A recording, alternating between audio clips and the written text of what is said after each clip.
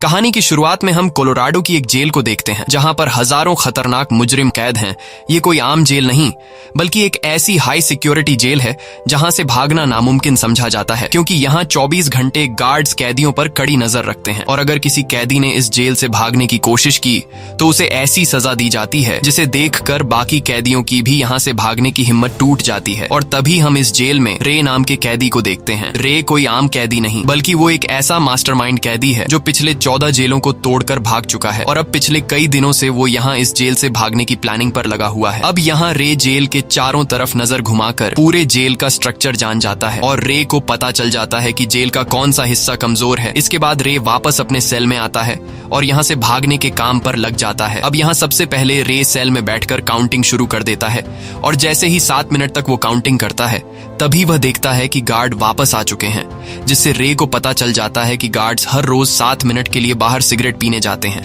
अब रे गार्ड की रूटीन को तो जान चुका होता है, लेकिन जिस सेल में रे को बंद किया जाता है वो सेल एक इलेक्ट्रॉनिक लॉक सिस्टम से बंद और खोला जाता है। इसलिए अब किसी भी कीमत पर रे को यहाँ से निकलने के लिए उस इलेक्ट्रॉनिक लॉक का कोड जानना था। और एक दिन जब गार्ड रे को सेल में खाना देने के लिए आते हैं तब रे की नजर खाने के साथ आए दूध के डिब्बे पर पड़ती है, जिसे देखकर रे के दिमाग में एक आइडिया आता है और रे ने जल्दी से उस डिब्बे के ऊपर से एक प्लास्टिक शीट निकाल ली। अब बाहर जाते वक्त रे ने चुपके से उस प्लास्टिक शीट को इलेक्ट्रॉनिक लॉक पर चिपका दिया। बाहर आकर रे ने अपने साथियों को एक सीक्रेट भाषा में लेटर लिखा जिसमें रे का इस जेल से निकलने का डेट और टाइम लिखा हुआ था। और उस लेटर को पढ़कर बाहर रे के साथी समझ गए कि हमें क्या करना है। अब जब रे वापस अपने सेल में आया और उसने इलेक्ट्रॉनिक लॉक से वो प्लास्टिक शीट निकाली तो उस शीट पर गार्ड्स के टाइप किए हुए कोड रे को पता चल गए। अब बारी थी यहाँ से निकलने की, जिसके बाद रे कुछ टिश्यू पेपर के छोटे छोटे गोले बनाने लगता है और जैसे ही एक गार्ड उसे खाना देने आता है तो रे दरवाजे के बीच उस छोटे से खाना देने वाले रास्ते में टिश्यू पेपर के टुकड़े भर देता है ताकि यह रास्ता लॉक ना हो सके। अब रे के जेल से भागने की पूरी तैयारी हो चुकी थी, लेकिन फिर भी वो सेल में बैठकर इंतजार करता है और जैसे ही गार्ड सिगरेट पीने के लिए बाहर जाते हैं तब रे अपने काम पर लग जाता है और बड़ी आसानी से उस इलेक्ट्रॉनिक लॉक में कोड टाइप करके अपने सेल का दरवाजा खोल देता है। जिसके बाद वो वेंटिलेशन के रास्ते से होते हुए चुपके से कंट्रोल रूम तक पहुंचता है और तभी बाहर हम एक लड़की को गाड़ी में देखते हैं जो जेल के बाहर पार्किंग में गाड़ी खड़ी करके जाने लगती है। पर जैसे ही वो गाड़ी से कुछ दूरी पर चली जाती है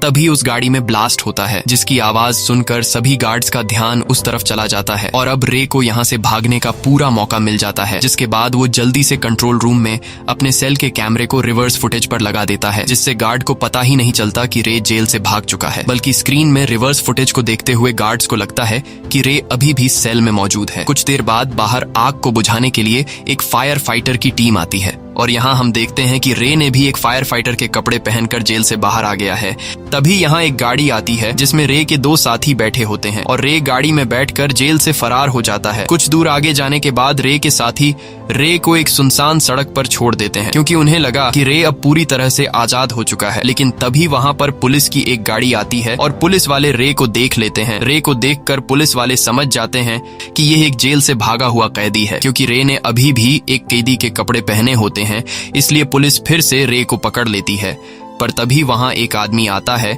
और वो आदमी पुलिस को कुछ पेपर दिखाता है, जिसे देखकर पुलिस वाले रे को छोड़ देते हैं। यहाँ हमें पता चलता है कि इस आदमी का नाम क्लार्क है और क्लार्क रे का दोस्त है। इसके बाद क्लार्क रे को सीधा उसी जेल के वार्डन के पास लेकर जाता है जहाँ से अभी कुछ देर पहले रे फरार हुआ था। वार्डन रे को देखकर चौंक जाता है और उससे पूछता है कि तुम यहाँ पर क्या कर रहे हो, तुम एक मुजरिम हो, तुम्हें तो जेल में होना चाहिए था। तब क्लार्क जेल के वार्डन से कहता है कि मैं और रे हम दोनों एक सिक्योरिटी कंपनी के लिए काम करते हैं। रे कोई मुजरिम नहीं है, बल्कि इसका काम ही यही है कि यह एक मुजरिम बनकर जेल में जाता है, ये पता लगाने के लिए कि इस जेल की सिक्योरिटी अच्छी है या फिर नहीं। और आज तुम्हारे जेल से फरार होकर रे ने साबित कर दिया कि तुम्हारे जेल से भी कैदी भाग सकते हैं, लेकिन तुम्हें घबराने की जरूरत नहीं, क्योंकि रे इससे पहले भी 14 जेलों से भाग चुका है। ये सब सुनकर वार्डन रे से कुछ नहीं कहता और ये दोनों वहां से निकल जाते हैं। और यहाँ हमें रे के काम के बारे में पता चल जाता है और रे को इस मुश्किल काम को अंजाम देने के काफी मोटी रकम दी जाती है। अगले दिन रे जब अपने साथियों के साथ ऑफिस में होता है तभी वहां पर एक CIA एजेंट आती है जिसका नाम जेसिका है। जेसिका रे से कहती है कि मेरे पास तुम्हारे लिए एक नया काम है और तुम्हें इस काम के डबल पैसे दिए जाएंगे। वह रे को बताती है कि तुम्हें एक जेल में जाना होगा जिसे दुनिया का सबसे सिक्योर जेल माना जाता है। लेकिन वह जेल एक सीक्रेट जगह पर बनाया गया है, जिसके बारे में कुछ ही लोग जानते हैं कि वह जेल कहां पर है। इसलिए मैं चाहती हूं कि तुम उस जेल में जाओ और साबित कर दो कि उस जेल से भागा जा सकता है, क्योंकि यह काम तुम्हारे अलावा और कोई भी नहीं कर सकता। लेकिन तुम्हें डबल पैसे देने के लिए शर्त यह है कि जब तुम उस जेल में जाओगे तो तुम्हारी टीम तुम्हारी मदद नहीं कर सकती और किसी को भी पता नहीं होगा कि तुम कहां पर हो। यह सुनकर रे की टीम जेसिका का यह ऑफर रिजेक्ट कर देती है। तब वह लड़की रे को बहकाते हुए कहती है कि मैंने तुम्हारे बारे में बहुत कुछ सुना है, इसलिए अगर तुमने मेरा यह ऑफर रिजेक्ट कर दिया तो मैं समझ जाऊंगी कि तुमने जो 14 जेलों से भागने की किताब बनाई है वो सब झूठ है। यह सुनकर रे छिड़ जाता है और उस लड़की का ऑफर एक्सेप्ट कर लेता है। ऑफर एक्सेप्ट करने के बाद वो लड़की रे को पूरी प्लानिंग समझाने लगती है और कहती है कि उस जेल में तुम्हारा नाम एंथोनी होगा और तुम एक स्मगलर के केस में जेल जाओगे। तब रे कहता है कि अगर मैं उस जेल से भागने में नाकाम हुआ तब मैं उस जेल से खुद को कैसे छुड़ाऊंगा। ये सुनकर वह लड़की कहती है कि उस जेल के वार्डन का नाम रॉजर है और तुम उसे एक कोड कहना और तुम्हारा कोड है 310275। ये कोड सुनकर उस जेल के वार्डन को पता चल जाएगा कि तुम यहाँ इस जेल में सरकार की तरफ से आए हो, इसलिए वार्डन तुम्हें जेल से छोड़ देगा। लेकिन अब उस जेल में जाने से पहले रे की टीम छुपके से रे की बॉडी में एक ट्रैकर लगा लेती है ताकि इन्हें इसकी लोकेशन का पता चल सके। और जैसे ही रे मार्केट के बीच पहुंचता है तभी वहां पर एक ब्लैक कलर की गाड़ी आती है और उस गाड़ी में से मास्क पहने हुए कुछ लोग बाहर आकर रे को पकड़कर गाड़ी में डाल देते हैं। और वो लोग सबसे पहले रे के बॉडी के जिस हिस्से में ट्रैकर डाला गया था उसे निकाल देते हैं, जैसे उन्हें पहले से पता चल गया हो कि रे की बॉडी में ट्रैकर लगा है। और अब रे की टीम ये पता नहीं लगा सकती कि रे कहां पर है, क्योंकि उनको रे का सिग्नल नहीं मिल रहा होता। इसके बाद गाड़ी में वो लोग रे को बेहोश कर देते हैं और जब रे को होश आता है तो वो खुद को एक ऐसी जेल में पाता है जहां पर कोई भी दीवार नहीं होती और ये एक अलग तरह का जेल होता है। यहाँ सभी कैदियों को शीशे के सेल में बंद कर दिया गया होता है और हर एक कैदी पर ड्रोन की मदद से नजर रखी जाती है। यहाँ पर जो गार्ड्स होते हैं वो सभी अपने चेहरों पर ब्लैक कलर के मास्क पहने होते हैं, यानी कि ये कभी पता नहीं लगाया जा सकता कि कौन सा गार्ड किस वक्त कौन सी ड्यूटी पर आता है। ये सब देखकर रे घबरा जाता है और समझ जाता है कि यहाँ से निकलना आसान नहीं, इसलिए रे हार मानते हुए जेल के वार्डन के पास जाता है और रे जेल के वार्डन को वार्डन मार्श के नाम से पुकारता है। तब जेल का वार्डन कहता है कि मेरा नाम मार्श नहीं बल्कि मेरा नाम हॉब्स है और यहाँ पर मार्श नाम का कोई भी वार्डन नहीं है। ये सुनकर रे समझ जाता है कि यहाँ कुछ तो गड़बड़ जरूर है, इसलिए वह जेल के वार्डन को अपना कोड बताते हुए कहता है कि मेरा कोड है 310275। तब वार्डन कहता है कि तुम जो कुछ भी कह रहे हो मुझे उसके बारे में कुछ भी नहीं पता, बस मुझे इतना पता है कि मुझे तुम्हें यहाँ रखने के पैसे दिए जाते हैं और अब तुम्हें अपनी पूरी जिंदगी यहीं पर गुजारनी होगी। यह सुनकर रे समझ जाता है कि मुझे फंसाया गया है। इसके बाद रे को वापस उसके शीशे के सेल में ले जाया जाता है और अगले दिन अनाउंस होता है कि इस जेल में एक नया कैदी आया है जिसका नाम एंथनी है। ये नाम सुनकर इस जेल में माइकल नाम का एक कैदी होता है और माइकल एंथनी नाम सुनकर अलर्ट हो जाता है। इसके बाद एंथनी यानी रे बाकी कैदियों के बीच आ जाता है। तब रे एक नया कैदी होने की वजह से बाकी पुराने कैदी रे को घूरने लगते हैं और तभी कुछ कैदी रे पर हमला कर देते हैं, लेकिन रे खुद को बचाते हुए उनसे लड़ने लगता है। मगर रे अकेला था और बाकी कैदी बहुत सारे थे, इसलिए कैदी जब रे को मारने के लिए आगे बढ़ते हैं तभी यहाँ पर माइकल आ जाता है और माइकल कहता है कि अगर किसी ने भी एंथनी को हाथ लगाने की कोशिश की तो मैं उसकी जान ले लूंगा। ये सुनकर सभी कैदी पीछे हट जाते हैं क्योंकि माइकल यहाँ का सबसे पुराना कैदी है और सभी कैदी माइकल से डरते हैं। इसके बाद माइकल रे के पास आता है और रे से हाथ मिलाता है। तब रे उसकी मदद करने के लिए माइकल का शुक्रिया अदा करता है। अब यहाँ रे समझ जाता है कि अगर मुझे इस जेल से निकलना है तो मुझे यहाँ अपना एक दोस्त बनाना होगा, इसलिए रे माइकल का दोस्त बन जाता है। इसके बाद रे जेल के हर एक कोने को काफी बारीकी से देखने लगता है और यहाँ से भागने का रास्ता ढूंढने की कोशिश में होता है। तभी उसकी नजर एक आइसोलेशन सेल्स पर पड़ती है। यह एक ऐसी खतरनाक सेल होती है जहां पर उन कैदियों को रखा जाता है जिन्होंने जेल के रूल तोड़े होते हैं। वहीं माइकल की नजर रे पर होती है और माइकल देखता है कि रे जेल के हर कोने को काफी गौर से देख रहा है। ये देखकर माइकल रे के पास आता है और उसे कहता है कि मैं तुम्हारी किसी भी काम में मदद कर सकता हूँ। तब रे माइकल से कहता है कि मुझे इस आइसोलेशन सेल में जाना है। ये सुनकर माइकल कहता है ठीक है, वहाँ जाना तो बहुत ही आसान है। ये कहते ही माइकल रे पर हमला कर देता है और इन दोनों के बीच फाइट छिड़ जाती है। तब इनको लड़ाई करते हुए गार्ड आकर पकड़ लेते हैं और जेल का वार्डन कहता है कि इन दोनों को आइसोलेशन बॉक्स में डाल डाल दो जहाँ पर रे जाना चाहता था। इसके बाद उन दोनों को आइसोलेशन बॉक्स में डाल दिया जाता है और तभी यहाँ उन पर तेज लाइट ऑन कर दी जाती है, जिससे निकलने वाली हीट से इनका बुरा हाल हो जाता है और यह दोनों जमीन की तरफ सिर झुकाकर बैठ जाते हैं। तब यहाँ रे नोटिस करता है कि नीचे एक बड़ी लोहे की प्लेट लगी हुई है जिसे नट बोल्ट से फिट किया गया है और अब इतनी गर्म जगह में रात गुजारने के बाद अगली सुबह इनकी हालत देखने के लिए एक डॉक्टर आकर दरवाजा खोलता है। तब यहाँ रे उस डॉक्टर से पूछता है कि यह कौन सी जगह है और हम कहाँ पर हैं, लेकिन वो डॉक्टर रे की बात का कोई भी जवाब नहीं देता और तभी ऊपर से गार्ड देख लेता है कि रे डॉक्टर से बात करने की कोशिश कर रहा है। तब वो गार्ड डॉक्टर के पास आता है और उससे पूछता है कि रे ने तुमसे क्या कहा, जिसके जवाब में डॉक्टर झूठ बोल लेता है और गार्ड से कहता है कि रे ने मुझसे कहा कि रात भर गर्मी की वजह से मेरी बॉडी कितनी डिहाइड्रेट हो चुकी है और यह सब कुछ दूरी पर खड़ा रे सुन लेता है, जिससे रे समझ जाता है कि यह डॉक्टर एक अच्छा इंसान है। अगले दिन माइकल रे के साथ खाने के टेबल पर बैठकर उससे पूछता है कि कल आइसोलेशन बॉक्स में जाने के बाद तुम्हें क्या पता लगा। तब रे उसे बताता है कि ये जेल समंदर के किनारे पर है क्योंकि यहाँ की हवा में बहुत ज्यादा नमी है और कल जब हम दोनों आइसोलेशन बॉक्स में बंद थे तब मुझे आइसोलेशन बॉक्स के नीचे लोहे की प्लेट दिखाई दी जिसे नट बोल्ट से फिट किया गया है। अगर मुझे कोई लोहे का टुकड़ा मिल गया तो मैं उस लोहे से आइसोलेशन बॉक्स के प्लेट को खोलकर मैं इस जेल से निकल सकता हूँ। तब माइकल कहता है कि लोहे का टुकड़ा मैं ले आऊंगा और अगले दिन जेल का वार्डन माइकल को अपने पास बुलाता है और वार्डन माइकल से विक्टर नाम के एक आदमी के बारे में पूछता है, लेकिन माइकल वार्डन को विक्टर नाम के आदमी के बारे में कुछ भी नहीं बताता। तब वार्डन गुस्सा होकर माइकल को टॉर्चर करने लगता है, लेकिन माइकल कुछ भी बताने को तैयार नहीं था और मौका मिलते ही माइकल चुपके से एक लोहे का टुकड़ा चुरा लेता है और यहाँ हमें पता चलता है कि माइकल आया भी यहाँ इसलिए था। इसके बाद माइकल सीधा रे के पास जाता है और उसे चुपके से वो लोहे का टुकड़ा दे देता है। लोहे के टुकड़े को पाकर रे काफी खुश हो जाता है और समझ जाता है कि ये लोहे का टुकड़ा माइकल ने अपनी जान पर खेलकर हासिल किया है। यहाँ इन दोनों के बीच बातचीत शुरू हो जाती है। तब रे माइकल से पूछता है कि तुम यहाँ पर कैसे आए, जिस पर माइकल जवाब देता है कि मैं यहाँ बेगुनाह सजा काट रहा हूँ, मैंने कोई भी जुर्म नहीं किया और मुझे यहाँ इसलिए डाला गया है क्योंकि मैं विक्टर नाम के आदमी के लिए काम किया करता था और विक्टर अमीरों को लूट कर गरीबों में पैसे बांटता है और अब क्योंकि मैं विक्टर के लिए काम किया करता था इसलिए ये लोग मुझसे विक्टर का पता जानना चाहते हैं ताकि ये लोग विक्टर को पकड़कर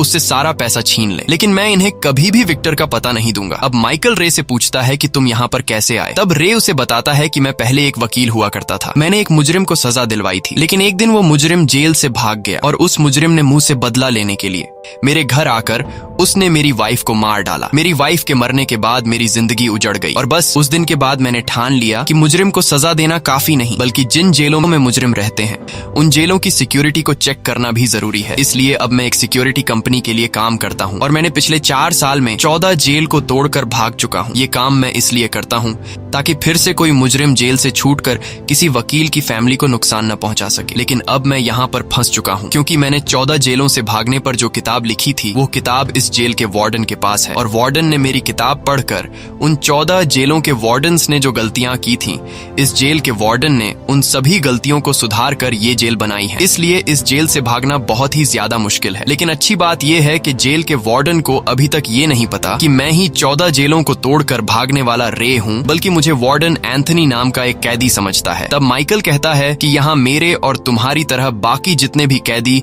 इस जेल में मौजूद हैं वो सभी बेगुनाह है। ये जेल गवर्नमेंट की तरफ से नहीं बनाई गई बल्कि ये एक प्राइवेट जेल है। यहाँ पर लोग जेल के वार्डन को पैसा देकर अपने दुश्मनों को रखते हैं। अब यहाँ माइकल रे से कहता है कि लोहे का टुकड़ा तो मैंने तुम्हें दे दिया, अब हमें आगे क्या करना होगा। तब रे माइकल से कहता है कि हम दोनों को एक बार फिर से आइसोलेशन बॉक्स में जाना होगा। ये सुनकर माइकल साफ इनकार कर देता है और कहता है कि वहाँ पर बहुत ज्यादा गर्मी होती है। तब रे कहता है कि अगर तुम्हें यहाँ से निकलना है तो ये तो तुम्हें करना होगा। अब यहाँ माइकल मान तो जाता है, लेकिन वह रे से कहता है कि अगर मैं यहाँ से बाहर नहीं निकला तो मैं तुम्हें यही इस जेल में मार दूंगा। अब यहाँ रे माइकल को अपना प्लान समझाने लगता है और बताता है कि जब हम दोनों इस आइसोलेशन बॉक्स में जाएंगे तब तुम्हें जोर जोर से चिल्लाना है, जिससे जो गार्ड सीसीटीवी स्क्रीन से हम पर नजर रख रहे होंगे उन सभी का ध्यान तुम्हारी तरफ चला जाएगा और मैं मौके का फायदा उठाकर आइसोलेशन बॉक्स के नीचे के प्लेट खोल दूंगा और वहां से बाहर निकलकर ये देखूंगा कि हम लोग कहां पर हैं। माइकल को रे की प्लानिंग ठीक लगती है। इसके बाद माइकल खड़ा होकर एक कैदी को बुरा भला कहने लगता है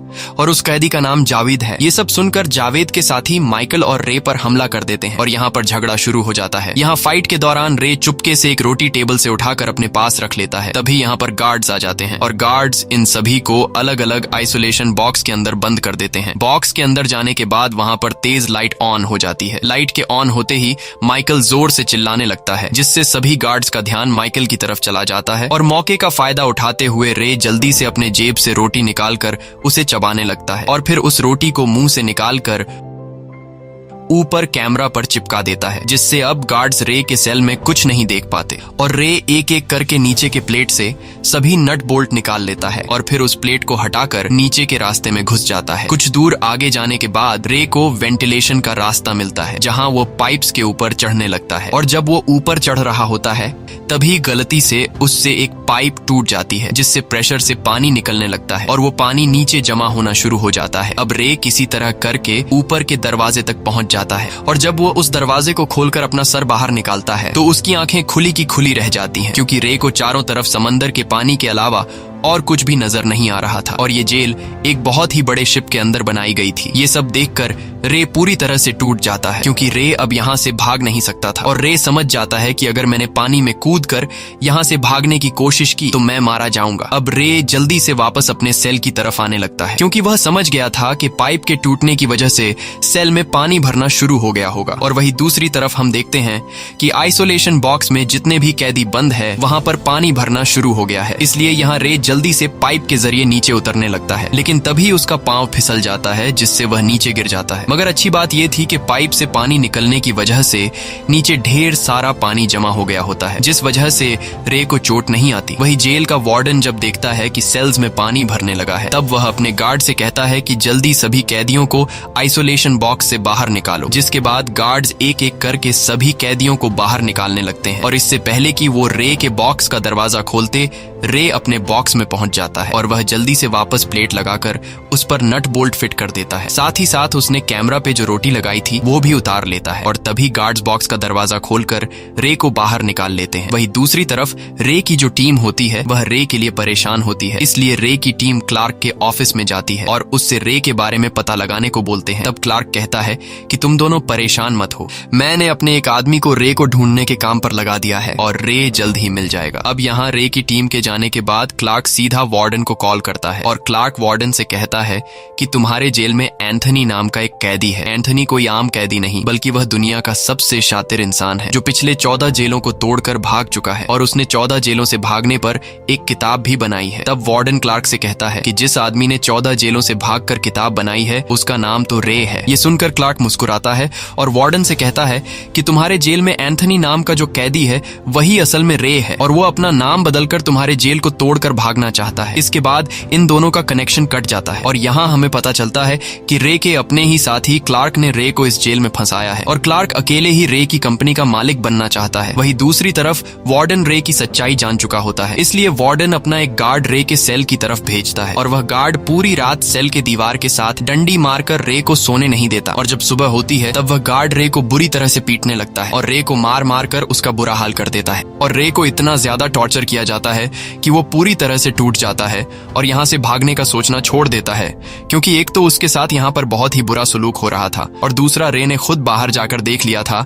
कि ये जेल समुद्र के बीचों बीच एक शिप पर बनाया गया है, इसलिए रे समझ जाता है कि यहाँ से भागना इम्पॉसिबल है। और अगले दिन रे जब माइकल से मिलता है तब माइकल रे से पूछता है कि तुमने बाहर क्या देखा, जिस पर रे बताता है कि यह कोई आम जेल नहीं बल्कि यह जेल समुद्र के बीचों बीच एक बड़े से शिप पर बनाई गई है। किसी को नहीं पता कि हम कहाँ पर है, इसलिए मेरी तरह तुम भी अपने दिमाग से यहाँ से भागने का ख्याल निकाल दो। तब माइकल रे को मोटिवेट करता है और कहता है कि तुम्हें हिम्मत नहीं हारनी होगी, तुम्हें जिन लोगों ने यहाँ पर फंसाया है उनसे तुम्हें बदला लेना होगा और यहाँ पर इस तरह की जिंदगी जीने से अच्छा है कि तुम एक बार यहाँ से भागने की कोशिश तो करो। ये सुनकर रे के अंदर एक बार फिर से यहाँ से भागने का जज्बा पैदा हो जाता है और यह दोनों आगे की प्लानिंग पर लग जाते हैं। अब यहाँ इन दोनों को सबसे पहले यह पता लगाना था कि यह लोग समुद्र के किस हिस्से में हैं। अब यह पता लगाने के लिए माइकल जानबूझकर रे को जख्मी कर देता है और फिर रे अपने जख्म जख्म की मरहम पट्टी करने के लिए डॉक्टर के पास जाता है और रे डॉक्टर से पूछता है कि आपको हमें बताना होगा कि हम लोग कहाँ पर हैं, लेकिन डॉक्टर उसे कुछ भी नहीं बताता और मौका मिलते ही रे वहाँ से एक सफेद शीट चुरा लेता है, जिसके बाद वह माइकल के पास आता है और यहाँ यह दोनों एक कैदी से चश्मे लेकर उस सफेद शीट से एक डिवाइस बना लेते हैं। ये एक ऐसी डिवाइस होती है जिससे इन्हें पता चल सकता है कि यह लोग इस वक्त कहाँ पर हैं, लेकिन रे कहता है कि इसके लिए हमें रात के वक्त शिप के छत पर जाना होगा और आसमान में तारों की मदद से हम यह पता लगा सकते हैं कि इस वक्त हम कहाँ पर हैं। अब ये दोनों बातें कर ही रहे होते हैं कि तभी वहाँ पर दो गार्ड आते हैं और वह गार्ड इन दोनों को एक साथ देखकर उन्हें मारने लगते हैं, क्योंकि ऊपर कैमरा से वार्डन ने इन दोनों को एक साथ देख लिया था और वार्डन समझ गया कि यह दोनों यहाँ से भागने की प्लानिंग बना रहे हैं। इसके बाद रे को वार्डन के रूम में ले जाया जाता है, जहाँ वार्डन रे से कहता है कि मुझे पता चल गया है कि तुम्हारा नाम एंथनी नहीं बल्कि रे है। तुम वो आदमी हो जो पिछले 14 जेलों को तोड़कर भाग चुके हो और तुम उन 14 जेलों से कैसे भागे इस पर तुमने एक किताब भी लिखी है और मैंने तुम्हारी किताब पर इस पूरे जेल को बनाया है, इसलिए यहाँ से कोई भी नहीं भाग सकता। तब रे कहता है अगर तुम्हें मेरे बारे में पता चल गया है तो तुम मुझे यहाँ से जाने दो, क्योंकि तुम जानते हो कि मैं बेगुनाह हूँ। जिस पर वार्डन कहता है कि मैं तुम्हें यहाँ से क्यों जाने दूं, तुम्हें यहाँ रखने के मुझे पैसे मिल रहे हैं। तब रे वार्डन से कहता है कि मैं तुम्हें एक ऐसा राज बता सकता हूँ जिससे तुम्हें ढेर सारे पैसे मिल सकते हैं। तब वार्डन कहता है कि बताओ कौन सा राज है, और रे वार्डन को लालच देते हुए कहता है कि मेरी माइकल के साथ काफी अच्छी दोस्ती हो गई है और वो मुझ पर पूरा भरोसा करने लगा है, इसलिए मैं तुम्हें बता सकता हूँ कि विक्टर कहाँ पर है, लेकिन बदले में तुम्हें मुझे छोड़ना होगा। यह सुनकर वार्डन ज्यादा पैसा पाने की लालच में रे की बात मान जाता है और अब वार्डन रे और माइकल को एक साथ बैठने पर कुछ भी नहीं कहता। और जब भी वार्डन रे को विक्टर की इन्फॉर्मेशन देने के लिए बुलाता है तब रे वार्डन को गलत इन्फॉर्मेशन देकर चला जाता है और यह सब रे ने माइकल को भी बताया होता है कि मैंने वार्डन को विक्टर बताने का सौदा किया है। अब इन दोनों की प्लानिंग काफी अच्छे से चल रही थी, बस अब बारी थी कि इस जगह का पता चल सके कि ये लोग कहाँ पर हैं। तब रे माइकल से कहता है कि मैंने जो डिवाइस बनाई थी जिससे हमारी लोकेशन का पता चलेगा, उस डिवाइस को तुम जावेद को दे दो। जावेद पर कभी कोई शक नहीं करेगा, क्योंकि जावेद और इनकी आपस में कई बार लड़ाई हो चुकी होती है। इसके बाद माइकल जावेद के पास जाता है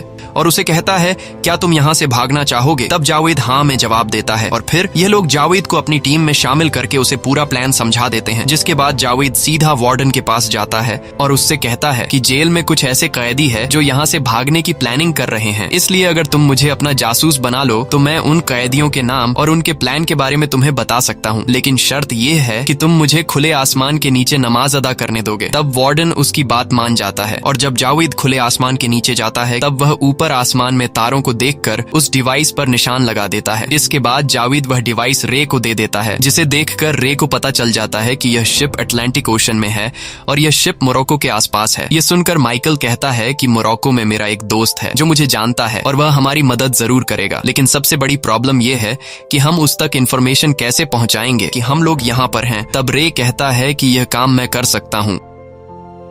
और रे सीधा जाता है डॉक्टर के पास और डॉक्टर से कहता है कि तुम जानते हो कि मैं यहाँ पर बेगुनाह सजा काट रहा हूँ, इसलिए तुम्हें हमारी मदद करनी होगी। अब पहले तो डॉक्टर रे की मदद करने को तैयार नहीं होता, लेकिन रे के बार बार कहने पर डॉक्टर उसकी मदद करने को तैयार हो जाता है और डॉक्टर सीधा कंट्रोल रूम में जाकर माइकल के साथी को मैसेज सेंड कर देता है और साथ ही साथ टाइम भी बता देता है कि इस टाइम पर तुम्हें यहाँ पहुँचना है। वहीं दूसरी तरफ जावेद वार्डन को बता देता है कि कल यहाँ से रे भागने वाला है और भागने से पहले रे ब्लॉक सी में झगड़ा करवाएगा। ये खबर सुनकर वार्डन रे पर नजर रखने लगता है और ब्लॉक सी यानी कि जहाँ पर झगड़ा होने वाला है वहाँ पर वार्डन सभी गार्ड्स को भेज देता है और जैसे ही सुबह होती है तब झगड़ा ब्लॉक सी में नहीं बल्कि ब्लॉक ए में होता है, यानी कि जावेद ने वार्डन से झूठ बोला था और यह इन तीनों का प्लान था। और इसी बात का फायदा उठाते हुए ब्लॉक ए से माइकल, रे और जावेद ये तीनों ऊपर की तरफ भागना शुरू कर देते हैं, लेकिन इससे पहले कि यह तीनों यहाँ से निकल पाते तब इस बात की खबर वार्डन को लग जाती है और वार्डन जेल के सभी दरवाजों को लॉक कर देता है, जिस वजह से अब यह तीनों के तीनों अंदर फंस जाते हैं। यहाँ रे जल्दी से कैमरा के वायर काटकर सभी कैमरा बंद कर देता है, लेकिन कैमरा बंद होने के बावजूद भी गार्ड्स उन तक पहुंच जाते हैं और गार्ड्स उन पर फायरिंग करना शुरू कर देते हैं। अब ये लोग खुद को बचाते हुए वहां से भागने लगते हैं, लेकिन इस दौरान एक गोली जावेद को लग जाती है जिससे वह बुरी तरह से घायल हो जाता है। अब यहाँ ये लोग जवाबी फायरिंग में सभी गार्ड्स को मार गिराते हैं। और रे को समझ नहीं आ रहा होता कि सभी कैमरा बंद करने के बावजूद भी गार्ड्स हम तक कैसे पहुंच रहे हैं। तभी यहाँ रे को एक मोशन डिटेक्टर नजर आता है, जिसे देखकर रे फौरन उस मोशन डिटेक्टर को खराब कर देता है और अब वार्डन को इन तीनों का सिग्नल आना बंद हो जाता है। यहाँ रे माइकल से कहता है कि अगर हम तीनों को यहाँ से निकलना है तो हमें सबसे पहले जहाज का इंजन बंद करना होगा, तब जाकर ऊपर का दरवाजा खुलेगा। इसलिए मैं जहाज का इंजन बंद करने जा रहा हूँ और जहाज का इंजन बंद होते ही तुम्हारे लिए ऊपर छत का दरवाजा खुल जाएगा, जिसके बाद तुम जावेद को अपने साथ लेकर ऊपर शिप पर चले जाना। तब माइकल कहता है कि तुम्हारा क्या होगा, तुम यहाँ से कैसे निकलोगे? जिस पर रे जवाब देता है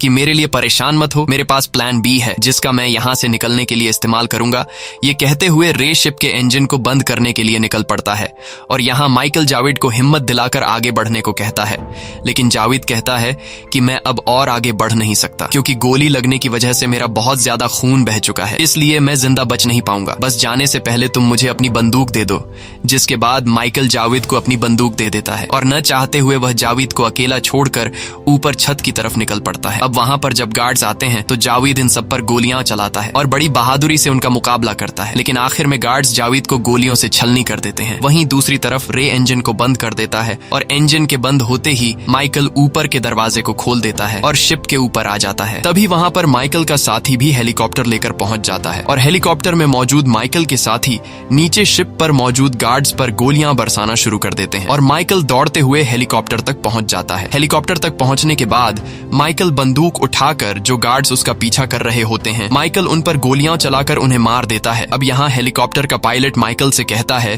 कि जल्दी से हेलीकॉप्टर में बैठो, हमें यहाँ से जाना होगा, लेकिन माइकल पायलट को अपने साथी रे का इंतजार करने को कहता है। वहीं दूसरी तरफ नीचे शिप में रे फंसा हुआ होता है और वह एक टैंक के अंदर छुपा हुआ होता है। वहीं वार्डन उसे चारों तरफ ढूंढ रहा होता है और तभी वार्डन को पता चल जाता है कि रे टैंक के अंदर छुपा हुआ है। इसलिए वार्डन चिल्लाते हुए रे से कहता है कि बाहर आ जाओ, वैसे भी तुम यहाँ से भाग नहीं सकते क्योंकि चारों तरफ से हमने तुम्हें घेर लिया है। और तभी एक गार्ड शिप का इंजन ऑन कर देता है, जिस वजह से टैंक के अंदर पानी भरना शुरू हो जाता है। दरअसल यह शिप का स्टेबलाइजर टैंक होता है और जब यह पूरी तरह से भर जाता है तो यह एक्स्ट्रा पानी को शिप के नीचे से बाहर फेंक देता है और तभी बाहर वार्डन भी समझ जाता है कि टैंक के भरते ही रे पानी के साथ शिप से बाहर निकल जाएगा। लेकिन अब सब कुछ जानने के बावजूद भी वार्डन कुछ नहीं कर पाता और जैसे ही टैंक में पानी फुल हो जाता है तब पानी का प्रेशर रे को शिप के बाहर फेंक देता है, जिसके बाद रे तैरते हुए ऊपर पानी के सरफेस पर आ जाता है और ऊपर हेलीकॉप्टर से माइकल नीचे पानी में रे को देख लेता है। जिसके बाद हेलीकॉप्टर रे के करीब आता है और माइकल हेलीकॉप्टर से रे के लिए नीचे सीढ़ी फेंक देता है, जिस पर रे ऊपर हेलीकॉप्टर की तरफ चढ़ने लगता है। लेकिन तभी शिप से वार्डन इन पर गोलियां चलाने लगता है और एक गोली माइकल के कंधे पर लगती है, जिससे माइकल घायल हो जाता है। यह देखकर रे को गुस्सा आ जाता है और रे भी उस तरफ गोलियां चलाने लगता है, लेकिन रे वार्डन को मारने के बजाय उसके पास रखे ऑयल के टैंक्स पर गोलियां चलाता है, जिससे ऑयल बाहर गिरने लगता है और तभी शिप पर एक जोरदार ब्लास्ट होता है, जिसमें वार्डन आग में जलकर मर जाता है। और फाइनली ये दोनों एक इम्पॉसिबल जेल को तोड़कर यहाँ से हेलीकॉप्टर में निकल जाते हैं और समुद्र के किनारे पर लैंड करते हैं, जहाँ पर एक गाड़ी इन्हें लेने आती है और उस गाड़ी में से वही जेसिका नाम की वह लड़की बाहर आती है जिसने रे को इस जेल में जाने का चैलेंज दिया था। और यहाँ पर रे को यह पता चलता है कि जेसिका माइकल की बेटी है और साथ ही साथ उसे यह भी पता चलता है कि माइकल का असली नाम विक्टर है, जिसके बारे में हमेशा वार्डन माइकल से विक्टर के बारे में पूछता था, क्योंकि वार्डन नहीं जानता था कि माइकल ही वही इंसान है जिसे वह ढूंढ रहा है, यानी कि माइकल ही विक्टर है। यहाँ रे को यह भी पता चलता है कि जेसिका ने जो एंथनी नाम मुझे दिया था वह दरअसल एक कोड था, ताकि जेल में माइकल यानी कि विक्टर यह पहचान ले कि इस आदमी को मेरी मदद के लिए भेजा गया है। इसीलिए जब वह पहली बार जेल में एंथनी नाम सुनता है तो माइकल समझ जाता है कि इस आदमी को मेरी मदद के लिए भेजा गया है। इसलिए माइकल जेल में रे के साथ दोस्ती कर लेता है। यहाँ जेसिका रे को बताती है कि मैंने तुम्हें जेल की सिक्योरिटी तोड़ने के लिए नहीं भेजा था, बल्कि मैंने तुम्हें अपने फादर को जेल से छुड़ाने के लिए भेजा था और मुझे पता था कि यह काम सिर्फ तुम ही कर सकते हो। साथ ही जेसिका रे को यह भी बता देती है कि तुम्हारा दोस्त क्लार्क शुरू में तो वह तुम्हारा साथ दे रहा था, लेकिन बाद में कंपनी का बॉस बनने के लालच में उसने वार्डन के साथ हाथ मिला लिया ताकि तुम जेल से बाहर ना आ सको और वह हमेशा कंपनी का बॉस बना रहे। ये सब बताने के बाद जेसिका और माइकल वहां से जाने लगते हैं और वहीं दूसरी तरफ क्लार्क को पता चल गया होता है कि रे जेल से आजाद हो गया है। यह पता चलते ही क्लार्क अपना जरूरी सामान उठाकर भागने लगता है, लेकिन जैसे ही वह अपनी गाड़ी में बैठता है तभी वहां पहले से उसकी गाड़ी में मौजूद रे का साथी क्लार्क को बेहोश कर देता है और जब क्लार्क की आंख खुलती है तो वह अपनी गाड़ी के अंदर खुद को एक छोटे से कमरे में पाता है। यह देखकर वह जोर से चिल्लाने लगता है, लेकिन उसकी आवाज कोई भी नहीं सुनता। और तभी दिखाया जाता है कि क्लार्क एक बड़े कार्गो शिप के एक कंटेनर में बंद है और किसी को नहीं पता कि यह शिप क्लार्क को कहां पर ले जाएगा और यह कंटेनर कई महीनों बाद भी खुलेगा या फिर नहीं। इसी के साथ ये कहानी खत्म हो जाती है। अगर आपको ये वीडियो अच्छी लगी हो तो हमारे चैनल को सब्सक्राइब और वीडियो को लाइक जरूर कीजिएगा।